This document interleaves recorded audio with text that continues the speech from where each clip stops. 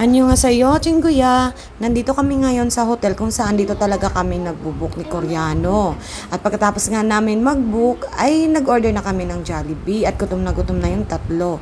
Pagkatapos po namin kumain, ayan na nga, sumakay na nga ako sa van para pumunta ng airport at sundain si Koreano. After 30 minutes, dumating din po siya at tuwang-tuwa naman ako.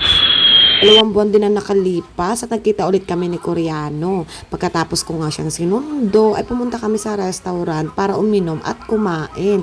O pakindat-kindat pa siya niyan. Ayan na nga ang in-order namin. Ang sarap-sarap talaga nito at favorite niya daw to. Kinaumagahan nga niyan, ay nagkita-kita na silang tatlo at umorder na rin kami ng Jollibee para sa umagahan.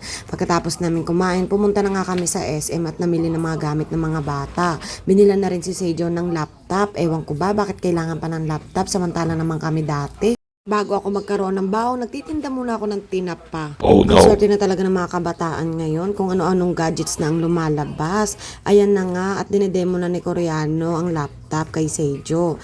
Happy naman kami ng mga kiddos ko at nabibigay ni Koreano lahat ng pangangailangan namin, lalo na sa mga gamit sa school.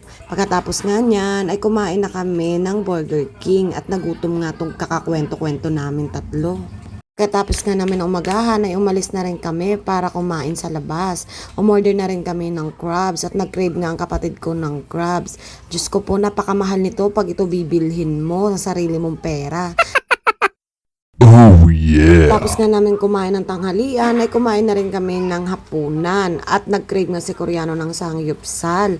Diyos ko, tuntuwa itong batang ere. Ayan nga, ang sarap-sarap ng karne dito. Feel na feel namin na nasa Korea kami. At yung anak ko nga, ay trying hard naman mag-chopstick at tuwang-tuwa nga siya sa chopstick. Diyos ko, napakasaya namin. Para na kami nasa Korea ngayon. Oh yeah. Hindi ko alam kung anong tawag nito pero ang sarap-sarap niya at ang lambot-lambot talaga ng karne. Kaya naman busog na busog kaming lahat. Hindi pa nga natatapos at umorder na naman si Koreano ng panibagong karne. Aba, wala na talagang diet ito. Uh-oh. Pagkatapos nga namin kumain at inuwi na namin ang mga junakis ko at nag-party-party na nga kaming apat kasama ang mga kaibigan ko. Dito talaga kami nagpupunta dahil napakagaling ng mga singers dito, mapabakla o babae o lalaki man. Kaya nagpaka-bonggang-bonggang lasing talaga a catch. Pag nagsusodyo talaga ako guys, nilalagyan ko talaga ng kalamansi. Ewan ko ba, nasanay na talaga ako nun. Pagkatapos namin mag-party-party, kinaumagahan nga niyan, ay kumain ulit kami sa labas. Ayan na nga, nakikita nyo, ang sarap-sarap niyang authentic sangyupsal na yan. Ewan ko kung anong tawag dyan, basta masarap siya.